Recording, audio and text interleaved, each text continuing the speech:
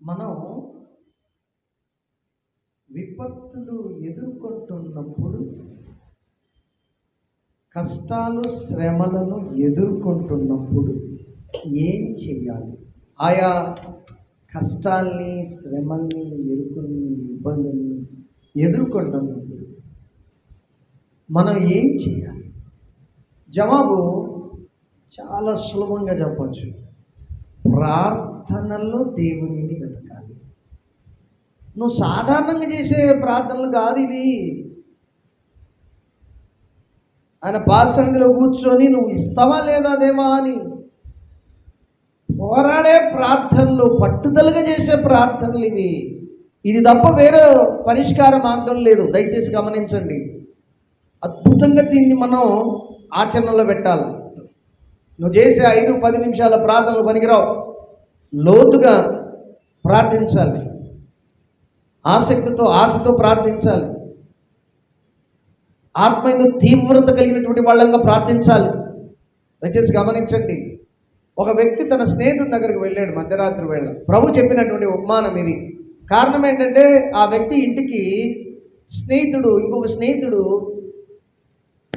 ఆ దారిన పోతూ, ఆ మార్గంలో పోతూ వాళ్ళ ఇంటికి వచ్చాడు. ఆ వచ్చిన స్నేహితునికి ఏదైనా పెట్టాలా ఆహారం. ఇంట్లో రొట్టెలు లేవు. అందుకనే తన స్నేహితుడైన ఇంకొక వ్యక్తి దగ్గరికి ఆ మధ్యరాత్రి వేళ పరిగెత్తుకుంటూ వెళ్ళాడు. ఆ దృశ్యాన్ని మీ కళ్ళ ముందు ఉంచుకోవాలి. ప్రార్థనలో కూర్చున్నప్పుడు అతను ఏం చేశాడు? తన స్నేహితుని ఇంటికి వెళ్ళి తలుపు తడుతున్నాడు. స్నేహితుడా, నా ఇంటికి నా మిత్రుడు ఒకడు వచ్చాడు. మార్గ మధ్యంలో ఇంట్లో ఏమి లేదు అతనికి ఆహారంగా పెట్టడానికి. దయచేసి నాకు రొట్టెలు ఇవ్వు, నాకు కొన్ని రొట్టెలు కావాలా ఇవ్వు అని చెప్పి తలుపు తడుతున్నాడు. అతను అంటాడు లోపల నుంచి, నన్ను తొందర చేయకు, నేను పిల్లలతో కలిసి నిద్రపోతున్నా, పిల్లలు కూడా నిద్రపోతున్నారు, నేను లేచి రాలేను కనుక నేను ఇవ్వలేను. వెళ్ళిపోయాడా అతను? పోలే, ఆడ కూర్చున్నాడు. తలుపు దగ్గరే కూర్చున్నాడు. లేదా నిలబడ్డాడు అనుకోండి. తడుతూనే ఉన్నాడు, అడుగుతూనే ఉన్నాడు. ఎంత దాకా తట్టాడు, ఎంత దాకా అడిగాడు. ఆ స్నేహితుడు విసుక్కున్నా లేచి తలుపు తీసి రొట్టెలు ఇచ్చేంత దాకా అడిగాడు. ఈరోజు నేను చెప్తున్న అంశం ఏంటంటే, నువ్వు విపత్తులు ఎదుర్కొంటున్నప్పుడు, కఠినమైన పరిస్థితులను ఎదుర్కొంటున్నప్పుడు నువ్వు చేయాల్సింది ఇదే. ఇలాంటి ప్రార్థన, నీ ప్రార్థన తీవ్రతరం చేయి. ఇప్పుడు నువ్వు ప్రార్థనలు చేస్తున్నావు, ఆ ప్రార్థన సరిపోలే, జవాబు రాలేదు కదా, నీ ప్రార్థన సరిపోలే. ఏం చేస్తామండి? పొయ్యి మీద ఏవైనా ఉడకబెట్టడానికి పెట్టాం, నీళ్లు పోసి గుడ్లు వేసి ఉడకబెడుతున్నాం. ఎంతకి గుడ్లు ఉడకట్లే, ఏం చేస్తాం? మంట పెంచుతాం కింద, అంతే కదా. ఒకవేళ కట్టెలు పొయ్యి అనుకోండి, ఇంకో 4-5 కట్టెలు పొయ్యిలో అమర్చి పేర్చి మంట పెంచుతాం. ఇప్పుడు నువ్వు ఇంతవరకు ప్రార్థన చేస్తున్నావు, ఆ ప్రార్థనకి జవాబుగా రాలే, దేవుని దగ్గర నుంచి కార్యాలు జరగలే, ప్రార్థన తీవ్రత పెంచు అంటా నేను. ఆ స్నేహితుడు ఏం చేస్తున్నాడు? తన మిత్రుడు ఇంటి తలుపు తడుతూనే ఉన్నాడు, అడుగుతూనే ఉన్నాడు. అడుగు ఈ దేవా, కఠినమైన పరిస్థితుల గుండా వెళ్తున్న సాయం చేయి, నా సమస్యని పరిష్కరించి దేవా. సోదరుడు, ప్రార్థనకి మించిన పరిష్కార మార్గం ఇంకేమీ లేదు. ఒకటి అర్థం చేసుకోవాలా, నువ్వు ఎంతవరకు ప్రార్థన చేస్తున్నావు, సమస్యగానే ఉంది, శ్రమగానే ఉంది, దుఃఖంగానే ఉంది, దరిద్రతగానే ఉంది. అంటే అర్థం ఏంటంటే, నువ్వు చేసిన ప్రార్థన తీవ్రత సరిపోలే. నీ ప్రార్థన తీవ్రతను పెంచు. కూర్చో అక్కడనే. నా అలవాటు అది. కొన్నిసార్లు కొన్ని విషయాల్లో దేవుని దగ్గర నుంచి జవాబు రాకపోతే అక్కడనే కూర్చోండి, ప్రార్థనలో కూర్చోండి. నువ్వు ఏమన్నా చేసుకో ప్రభు, నేను కూర్చుంటాను. నేనేమైతే ఆచరణలు పెడుతున్నా అదే మీకు చెప్తాను. కూర్చుందాం, అక్కడే కూర్చుందాం. ఎంఆర్ఓ ఆఫీసులో పని ఉంది, పోదాం. నేను విసిగి ఉన్నాను, కొంచెం ఆగండి అంటాడు. బయట వచ్చి బెంచ్ మీద కూర్చుంటాం. బెంచ్ మీద స్థలం లేకపోతే నిలబడతాం. 2 గంటల తర్వాత మళ్ళీ పోతాం. లేదు నేను మధ్యాహ్నం భోజనం చేసుకుని రాబండి, 4 గంటలకు రండి అన్నట్టు పోతాం. 5 గంటలకు కూడా సమయం వేళ అక్కడనే ఉంటాం. 6 అయింది సమయం వేళ అక్కడనే ఉంటాం. 7 అయింది సమయం వేళ అక్కడనే వెయిట్ చేస్తాం. వెయిట్ చేయమా? మన పని ముగించుకోవాలిగా.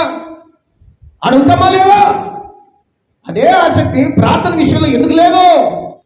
ప్రార్థనలో దేవుని సన్నిధిలో కూర్చొని నువ్వు ఇస్తావా లేదా? దేవా నేను పోను, నీ పాద సన్నిధి నుంచి పక్కకు పోను, బయటికి పోను చెప్పేంత ఆసక్తి మనం కలిగి ఉన్నావా? అలా చెప్పి ప్రార్థనలు అలాగే కూర్చుండే ఆసక్తి మనం కలిగి ఉన్నామా? 2 మందసుడిగా మాట్లాడిన కాక కూర్చోవాలన్న ప్రార్థనలు, అది తప్ప వేరే మార్గం లేదు. గుర్తుపెట్టుకోండి, ఇది తప్ప వేరే మార్గం లేదు. దేవుని సహాయం తీసుకోవడం తప్ప వేరే మార్గమే లేదు. విపత్తులు గుండా వెళ్తున్నావు, కష్టాలు గుండా వెళ్తున్నావు, ఇబ్బందులు గుండా వెళ్తున్నావు కదా. ఇటువంటి పరిస్థితుల్లో దేవుని దగ్గర నుంచి సహాయం పొందుకోవడం తప్ప నీకు వేరే మార్గం లేదు. దేవుడు ఆశీర్వదించితేనే నీకు బాగుపడతావు, నీ కుటుంబం బాగుపడుతుంది. అంతా కీ అంతా కూడా ఆయన చేతిలోనే ఉంది. ఆయనే మూలం, ఆయన కేంద్రం. కనుక ఏం చేయాలా? దయచేసి గమనించండి, మన శక్తి సామర్థ్యాలకు పరిమితులు ఉన్నాయి. తల్లిదండ్రుల మీద ఆధారపడదామంటే వాళ్ళ శక్తి సామర్థ్యాలకు కూడా పరిమితులు ఉన్నాయి. లిమిటెడ్. వాళ్ళ వనరులు లిమిటెడ్. వాళ్ళ దగ్గర ఉన్న వనరులు పరిమితిలో ఉంటాయి. మన దగ్గర ఉన్న వనరులు పరిమితిలో ఉంటాయి కదండి. ఇప్పుడు ఒక నెల 50,000 ఖర్చు అయింది అనుకుందాం. రాబడి మనకొచ్చే రాబడి 30,000 అనుకుందాం. 50,000 ఖర్చును నీకొచ్చే రాబడి 30,000తో ఎట్లా భర్తీ చేస్తావు? ఎట్లా అడ్జస్ట్ చేస్తావు? అంటే నీ దగ్గర ఉన్న వనరులు లిమిటెడ్, పరిమితిలో ఉన్నాయి. తల్లిదండ్రులు అడిగినావు, బంధువులు అడిగినావు, స్నేహితులను అడిగినావు, వాళ్ళ వనరులు కూడా లిమిటెడే, పరిమితిలో ఉంటాయి. వాళ్ళు అంటారు, ఎక్స్ట్రా నీకు 20,000 కావాలా, మా దగ్గర 10,000 ఉన్నాయి, తీసుకుని పోమ్మా అని 10,000 ఇచ్చి పంపిస్తారు. ఇప్పుడు నేనేమంటా, మన దగ్గర ఉన్న వనరులు కానీ శక్తి సామర్థ్యాలు కానీ పరిమితిలో ఉంటాయి.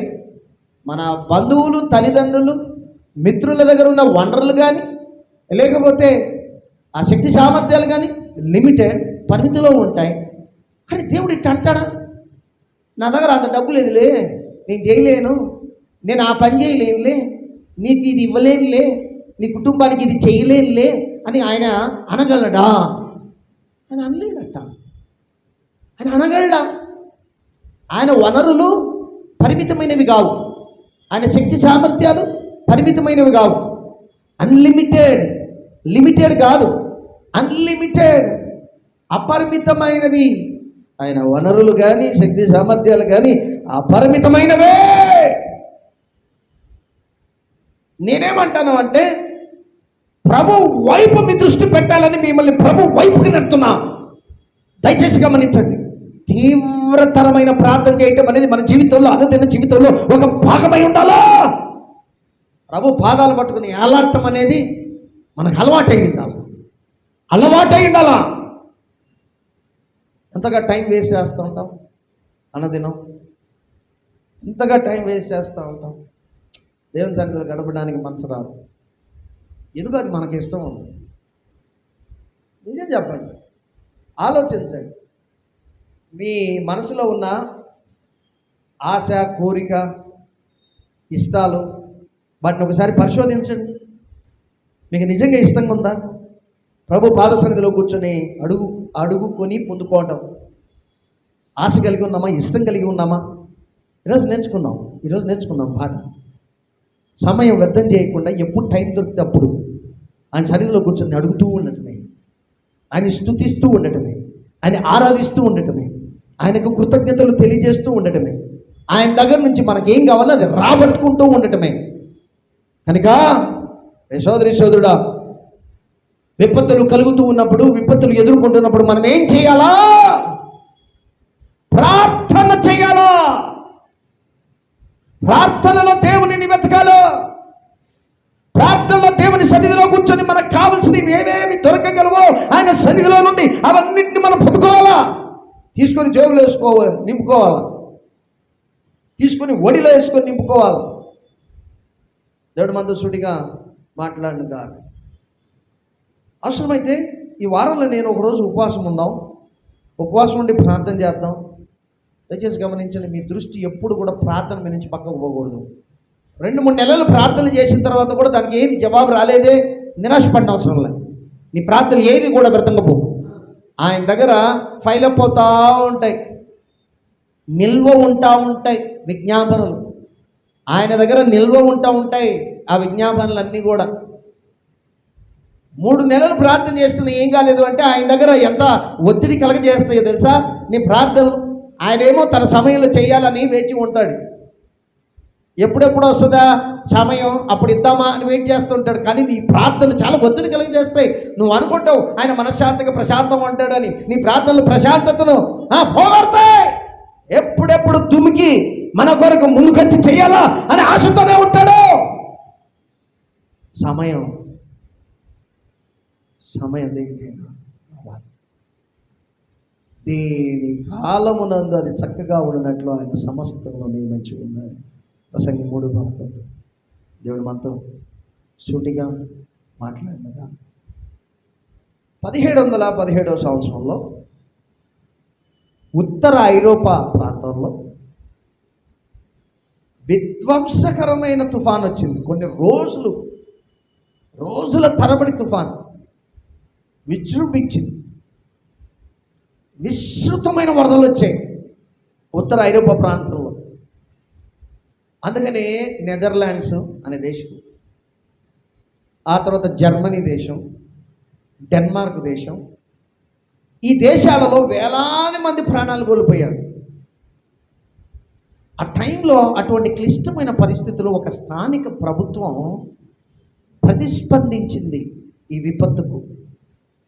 అదొక విపత్తు కదా, వరదలు వచ్చినాయి, వేలాది మంది చనిపోయారు, అదొక విపత్తు. ఆ విపత్తుకు ప్రతిస్పందనగా ఒక స్థానిక ప్రభుత్వం ఏం చేసింది అంటే, దయచేసి గమనించండి, చరిత్రలో మనం గమనిస్తే ఇంక్లూడింగ్ బైబిల్ చరిత్రలో కూడా, చరిత్రలో ఇలాంటి విపత్తులు జరిగినప్పుడు ఒక ఆసక్తికరమైనటువంటి వాడుక అనేది చరిత్రలో కనబడతా వస్తుంది.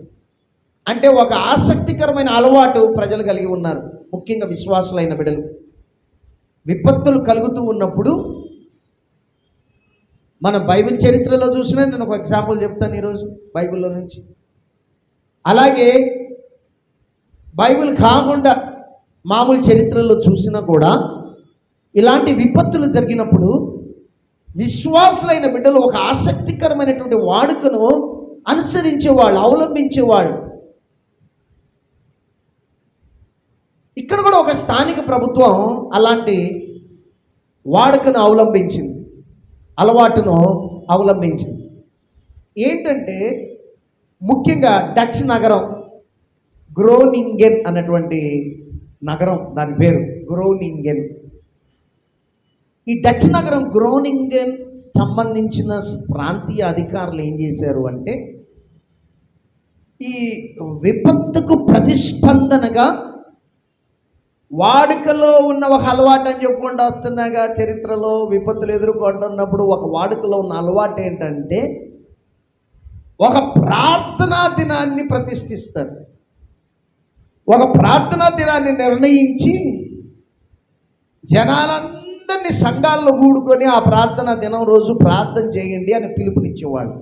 అది వాడుకలో ఉన్నటువంటి ఒక అలవాటు, చరిత్రలో ఉన్న ఒక అలవాటు.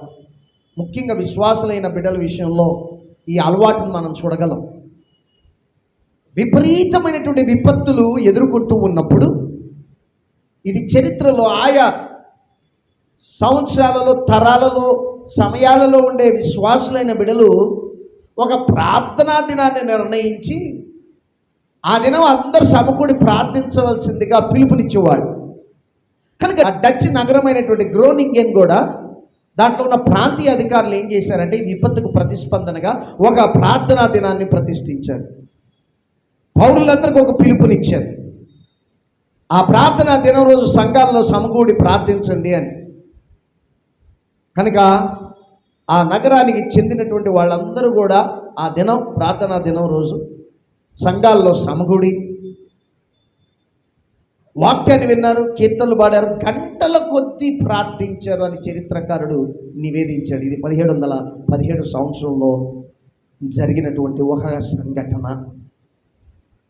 విపత్తులు ఎదుర్కొంటున్నప్పుడు, కష్టాలు గుండా వెళ్తున్నప్పుడు నిన్న చేసినట్టు మొన్న చేసినట్టు 15 నిమిషాల ప్రార్థన నీ జీవితానికి, కుటుంబానికి ఏ రీతిగా మేలుకరంగా ఉండగలదు? మర్చిపో లోకాన్ని, మర్చిపో నీ సమస్యని, కూర్చో దేవుని పాద సన్నిధిలో అడుగుతూనే ఉండు. నువ్వు విసుక్కోవద్దు ప్రార్థన చేయటానికి. అవసరమైతే ఆయనను విసిగించు నీ ప్రార్థన ద్వారా. ఆయన ఎప్పుడు విసుక్కోడు.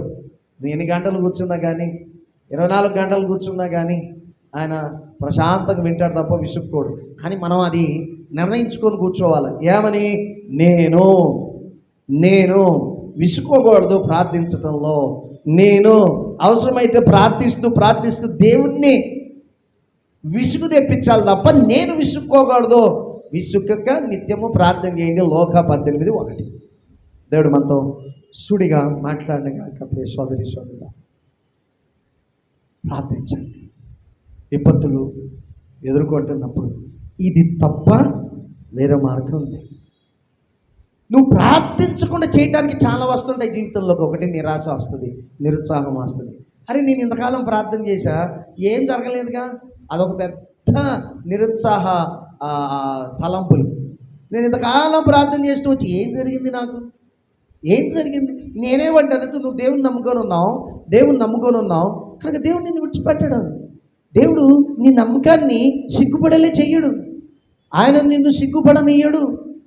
నీ విశ్వాసాన్ని సిగ్గుపడేలా చెయ్యడు.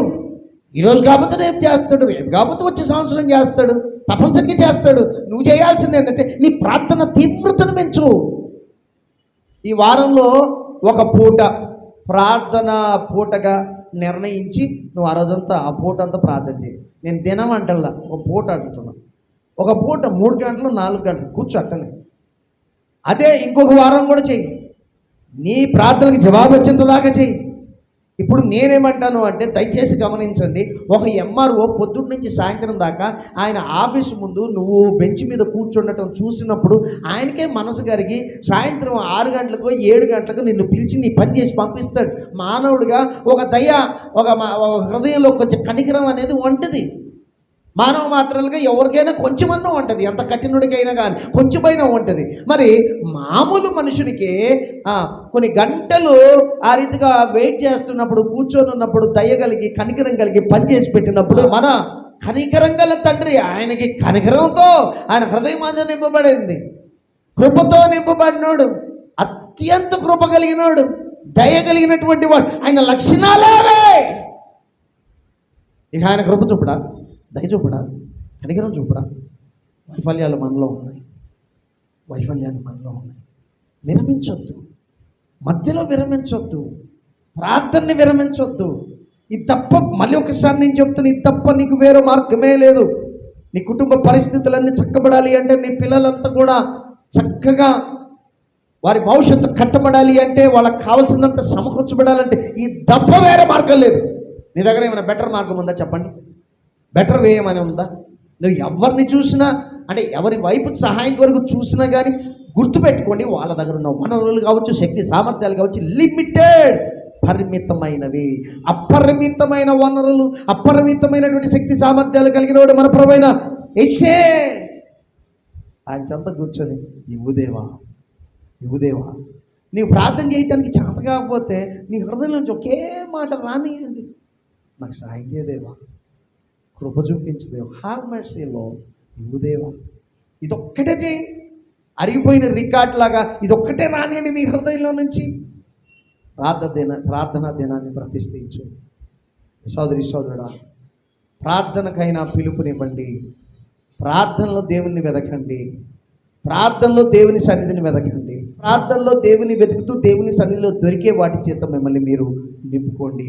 విపత్తులు ఎదుర్కొంటున్నప్పుడు నువ్వు చేయాల్సింది ఇదే. ఒక బైబిల్ ఎగ్జాంపుల్ కూడా నేను చెప్తాను. బైబిల్ ఎగ్జాంపుల్ మనం పరిగణలోకి తీసుకుంటే ఏవేలు ప్రవక్త కాలంలో కూడా యూదా ప్రజలు ఎదుర్కొన్న ఒక విపరీతమైన విపత్తును గురించి అతను తన పుస్తకం ఏవేలు పుస్తకంలో గ్రంథంలో వెల్లడి చేస్తూ ఉన్నాడు. ఏంటా విపత్తు అంటే, ఈ దరిద్రమైనటువంటి జీవితాన్ని జీవిస్తున్నారు కనుక యూదా ప్రజలు దరిద్రమైన దేవునికి వ్యతిరేకమైన జీవితాన్ని జీవిస్తున్నారు కనుక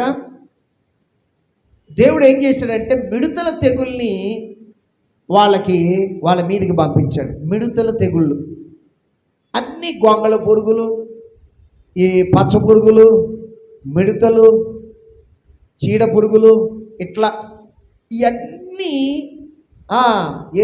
యూదా రాజ్యంలోకి వచ్చాయి, భూమిని కప్పేశాయి, అన్నిటినీ నాశనం చేశాయి.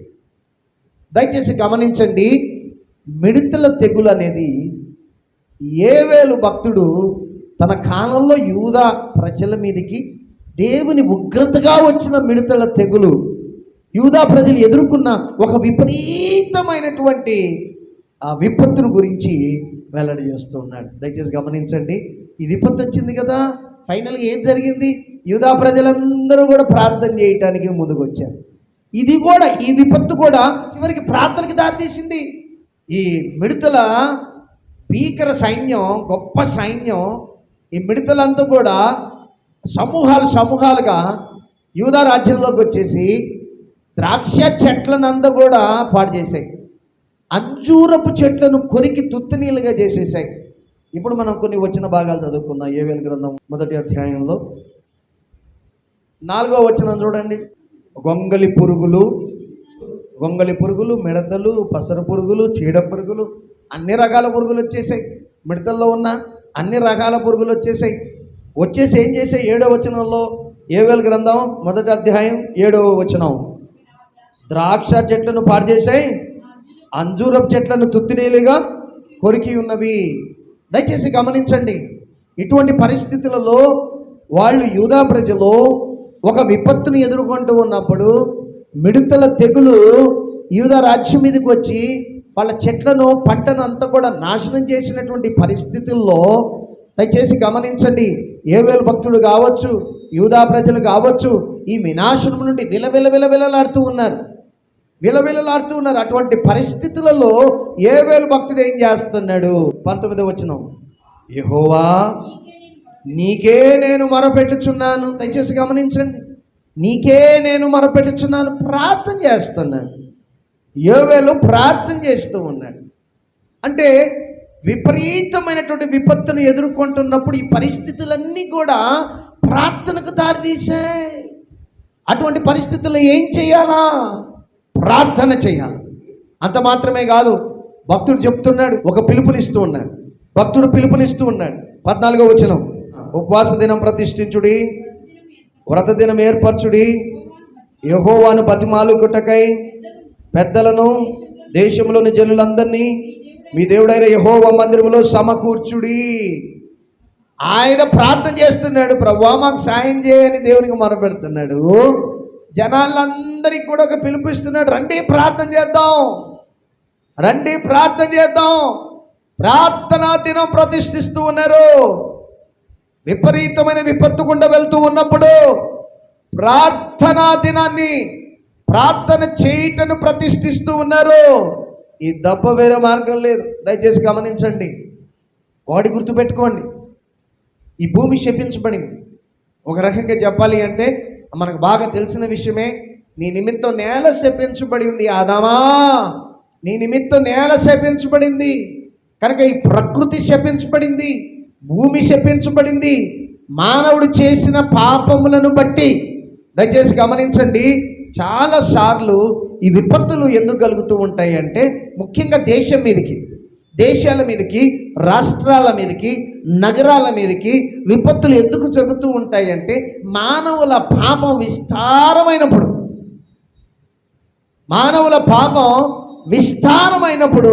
దేవుడు ఈ పాపం వల్ల ఈ లోకమంతా కూడా శపించబడి దాని ప్రభావాలతో విపత్తులు ఏర్పడుతూ ఉంటాయి. యూదా ప్రజలు దేవునికి విరుద్ధంగా జీవిస్తూ ఉన్నారు. వాళ్ళ పాపం ఎక్కువైపోయింది.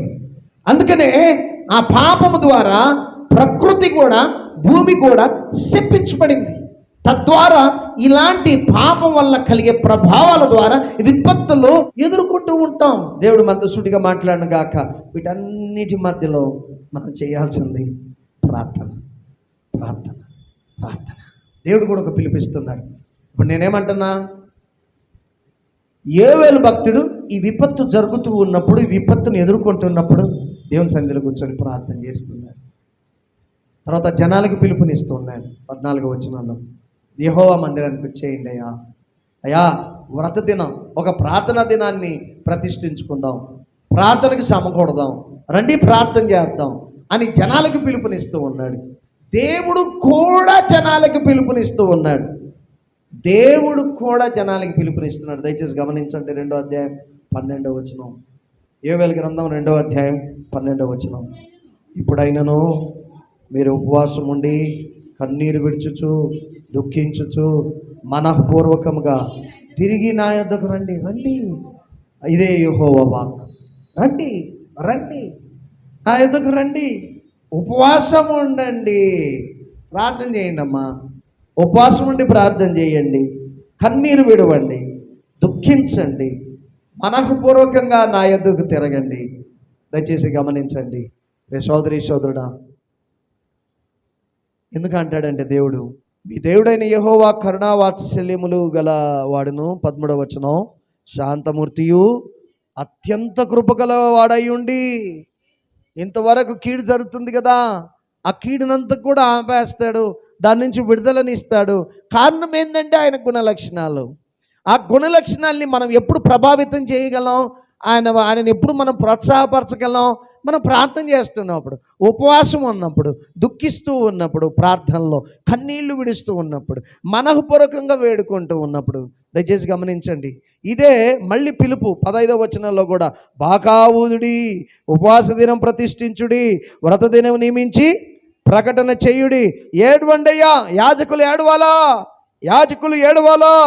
ఇదిగో 17వ వచనం నుంచి గమనిస్తే, కన్నీరు విడుచుచు యాజకులు, యెహోవా నీ జనుల ఎడల జాలి చేసుకో, అన్యజనులు వారి మీద ప్రభుత్వం చేయనట్లు వారిని అవమానములకు అప్పగింపకము లేని ఎడల అన్యజనులు వారి దేవుడు ఏమాయనందురు కదా అని వేడుకొనవలెను. యాజకులారా కన్నీళ్లు గారవండి, వేడుకోండి. తర్వాత ఏం జరిగింది? ఈ ప్రార్థన దిన ఫలితం, ప్రార్థన యొక్క ఫలితం, ఉపవాస దినం యొక్క ఫలితం చూడండి. 18వ వచనం, దేవుడు తన జనుల ఎడల జాలి చేసుకొనెను, కొత్త ద్రాక్షారసమును తైలమును మీకు పంపించెదను, ధాన్యమును క్రొత్త ద్రాక్షారసమును. 19వ వచనం చివరి భాగం, ఈ మిడతలన్నిటిని కూడా నాశనం చేస్తాము. 20వ వచనం, 21వ వచనం, మీ కొరకు గొప్ప కార్యములు చేస్తాను. 22వ వచనం, సమృద్ధిగా చెట్లు కానీ అన్నీ కూడా ద్రాక్ష చెట్లు, అంజూరపు చెట్లు సమృద్ధిగా ఫలిస్తాయి. తర్వాత 23వ వచనం, వర్షాన్ని మీకు ఇస్తాను. 24వ వచనం, కొట్లు ధాన్యముతో మరి కొత్త ద్రాక్షారసం, కొత్త తైలము గానుగలకు పైగా పొర్లి పారును. 25వ వచనం, మీరు తృప్తి పొందుతారు కడుపార తిని. అలాగే ఈ పురుగులన్నీ కూడా, ఈ మిడతల సైన్య సమూహం కూడా పాడు చేసిన పంటను మీకు తిరిగి ఇస్తాను, నువ్వు నష్టపోవు. దేవుడు మనతో సూటిగా మాట్లాడిన గాక. అయ్యా 3 సంవత్సరాలు వచ్చింది కరువు, 3 లక్షలు నష్టమైంది. 4వ సంవత్సరం సమృద్ధిగా ఇచ్చినప్పుడు, గత సంవత్సరం 3 లక్షలు, ఈ సంవత్సరానికి వచ్చే 1 లక్ష, 4 లక్షలు మీకు తిరిగి ఇస్తాను, నువ్వేమైతే నష్టపోయావో అది తిరిగి ఇస్తాను. ఈ వాగ్దానాలు చేతబట్టి ఎందుకు నువ్వు ప్రార్థించావు? కూర్చో అంటాను నేను. కారణం ఏంటంటే ఆయన అత్యంత కృప కలిగినటువంటి వాడు, కరుణావాత్సల్యత కలిగిన వాడు. నువ్వు దేవుని కదిలించకపోతే, దేవుని హృదయాన్ని కదిలించకపోతే ఆయన గుణలక్షణాన్ని ఏ రీతిగా రుచి చూచి తెలుసుకొనగలవు? యెహోవా ఉత్తముడని రుచి చూచి తెలుసుకొనుడి. ఎలా ఎలా రుచి చూచి తెలుసుకుంటావు? ప్రార్థన చేయి, ఆయన కదిలించు. ప్రార్థన చేయి, ఆయన హృదయాన్ని కదిలించు. ప్రార్థన చేయి, నీ మీద జాలి చేసుకునేలా, ఆయన జాలి చేసుకునేలా ప్రార్థన చేయి. దేవుడు మనతో సూటిగా మాట్లాడిన గాక. సోదరి సోదరుడా, ఇంతకు మించి వేరే మార్గం లేదు. ఎక్కడ కూర్చొని బాధపడుతున్నావు? ఏ సమస్య దగ్గర కూర్చొని చింతిస్తున్నావు, ఏడుస్తూ ఉన్నావు? నీ హృదయం అంతా కలవరంతో నిండి ఉంది కదా, గందరగోళం, అల్లజడి, ఆందోళన కలిగి ఉన్నావు కదా. నీకు ఏం చేయాలో అర్థం కావట్లే, సొల్యూషన్స్, పరిష్కారాలు దొరకట్లే. కొన్నిసార్లు మనం ఇటువంటి పరిస్థితుల్లో విడవబడతాం. దయచేసి గమనించండి, విడవబడతాం. దేవుని దగ్గర నుంచి ఇంకా గొప్ప కార్యాలు పొందుకోవటానికని విడవబడతాం. ఈ సత్యాన్ని గమనించాలా మనం. కనుక విడవబడిన పరిస్థితుల్లో పరిస్థితుల నుంచి ఎట్ట బయటపడాలనో అర్థం కాదు, ఎట్ట బయటపడాలనో మనకు మార్గం కనపడదు కదా. అటువంటి పరిస్థితుల్లో ఇప్పుడు నేను తీసుకొని పోయి నడి సముద్రంలో ఓ చిన్న తెప్ప, ఆ తెప్ప మీద నిన్ను నిన్ను వదిలేయాల అనుకుందాం. ఇంత డబ్బా నిండా జీడిపప్పులు మాత్రం పెట్టి నడి సముద్రంలో ఓ చిన్న తెప్ప, ఇన్ని జీడిపప్పులు వదిలేయాలి. సరే, ఒక పూట ఒక రోజు ఎట్టో కట్ట నడిపిస్తాం కదా ఆ జీడిపప్పులు తినకుండా. తర్వాత మరుసటి రోజు నువ్వు విడవడిన పరిస్థితి. అప్పుడు చుట్టూ నీళ్లు, మంచినీళ్ళు కూడా లేవు కదా, తినడానికి ఏం లేదు, విడవబడిన పరిస్థితి. ఇప్పుడు నీకు అర్థం కాదు. ఏం చేయాలి? నడి సముద్రంలో తీరం దగ్గరగా లేదు. ఇప్పుడు నువ్వు ఎట్ట ఫీల్ అవుతావో, అటువంటి పరిస్థితులు విడవడినప్పుడు ఎట్ట ఫీల్ అవుతావో ఒక్కసారి మీరు మనసులో ఆలోచించుకొని చూడండి. ఒక్కసారి ఒళ్ళు గగురు పడుతుంది. ఆ గగురు పాట అనేది వచ్చేస్తుంది ఒళ్ళుకి కదా. అట్టనే ఉంది కానీ నీ పరిస్థితి. నడి సముద్రంలో నువ్వు విడవబడకపోయినా భౌతికంగా నువ్వు ఎదుర్కొంటున్న పరిస్థితులు ఎట్టున్నాయంటే విపత్తులే, సమస్యలే, పరిష్కారం దొరకట్లే. పరిష్కారం ఏంటో అర్థం కావట్లే. కుటుంబంలో ఈ సమస్య ఎట్టబోద్దో తెలియకుండా ఉంది. పాడైన స్థలాలు నీ జీవితంలో, కుటుంబంలో ఎట్ట బాగుపడతాయో అర్థం కావట్లే. ఏం చేయాలి? ఇప్పుడు ఏం చేయాలా? మార్గమే తెలియట్లేదే, పరిష్కారమే తెలియట్లేదే. ఏం చేయాలా? కూర్చో, ప్రార్థనలో ప్రార్థనా దినాన్ని ప్రతిష్ఠించు. ఈ వారం ఒక పూట రాత్రి వదిలేయి, భోజనం వదిలేయి, ఉపవాసం ఉండు, ప్రార్థన చేయి. ఈ వారం అంతా మిగతా దినాల్లో మామూలుగా ప్రార్థన చేసినా ఒకరోజు మాత్రం ఉపవాసం ఉండి ప్రార్థన చేయి. మరుసటి వారం వస్తుంది. ఏం చేయాలా? ఇంకా పరిష్కారాలు దొరకలే. ఇంకొక పూట మళ్ళీ ఉపవాస దినాన్ని ప్రతిష్ఠించి ప్రార్థన చేయి. 3వ వారం అట్లా కంటిన్యూస్గా చేస్తూ ఉంటా. ఇంకా విసుగు వస్తుంది నీకు, ఇంకా జవాబు రాలే. 6వ వారం ఏం చేస్తావు అంటే 2 రోజులు 2 పూటలు ఉండు. 2 పూటల గురించి మాట్లాడుతున్నా, దినాల గురించి మాట్లాడటంలా నేను. రాత్రి నువ్వు తినకుండా పాలు తాగి పండుకున్నా మంచి ఆరోగ్యకరంగా ఉంటావు. నిజం చెప్పాలి అంటే అధిక తిండి కూడా శరీరానికి నష్టమే, ఏం కాదు కదా. 2 పూటలు ఇంక్రీజ్ చేయి ప్రార్థనని, 3 పూటలు ఇంక్రీజ్ చేయి ప్రార్థనని. ప్రార్థన చేయడం తప్ప నీకు వేరే మార్గమే లేదు. ఎట్లా వస్తుంది పరిష్కారం? దేవుడు మాత్రమే ఇవ్వగలడు. ఆయన ఇచ్చే పరిష్కారం ఒకవేళ మన బంధువులు, మిత్రులు, స్నేహితులు, రక్త సంబంధికులు, తల్లిదండ్రులు పరిష్కారాలు ఇవ్వచ్చు, కానీ తాత్కాలికమైనవి, పరిమితమైనవి. శాశ్వతమైన పరిష్కారాలు, అపరిమితమైన వనరులు, శక్తి సామర్థ్యాలు కలిగిన దేవుడు మాత్రమే ఇవ్వగలడు. ఆయన సన్నిధిలో కూర్చోవాలి, ఏడవాలి, దుఃఖించాలి, మనఃపూర్వకంగా వేడుకోవాలి. సహాయం చేయదేవా. 1717వ సంవత్సరంలో ఆ డచ్ నగరంలో ఏం జరిగింది? ప్రార్థన దినాన్ని ప్రతిష్ఠిస్తారు. ఏబేలు కాలంలో ఏం జరిగింది? ప్రార్థనా దినాన్ని ప్రతిష్ఠించారు. ఇది చరిత్రలో ఒక వాడుక. నగరాలకి విపత్తు వచ్చినప్పుడు సంఘమంతా కూడి లేదా నగరమంతా కూడి ఆయా సంఘాల్లో ప్రార్థనా దినాన్ని ప్రతిష్ఠించుకొని ప్రార్థన చేస్తారు. ఆ దినం మన కుటుంబాల్లో జరుగుతున్నాయి విపత్తులు, వ్యక్తిగతంగా విపత్తులు, కుటుంబాల్లో విపత్తులు. మనం ఏం చేయాలా? కుటుంబ పరంగా లేదా వ్యక్తిగతంగా ఉపవాసం ఉండి ప్రార్థన దినం ప్రతిష్ఠించుకొని మనం ప్రార్థన చేస్తూ ఉండాలి. ఒక్కరోజుతో పోయేది కాదు. వారం వారం చేయాల్సిందే, నెల నెల చేయాల్సిందే. ఇప్పుడు 10 సమస్యలు ఉంటాయి. ఈ రోజుకి 10 సమస్యలు ఉంటాయి. 10 సమస్యల కొరకు ప్రార్థన చేస్తాం. ఒక నెల తర్వాత 5 సమస్యలు మిగులుతాయి. 5 సమస్యలు పరిష్కారం అవుతాయి. కానీ కొత్తగా ఒక 3 వచ్చింటాయిగా. మనం 3 వస్తాయి. ఈ తప్పో ఈ పోయి మనం సత్యంత దాకా వస్తాయి.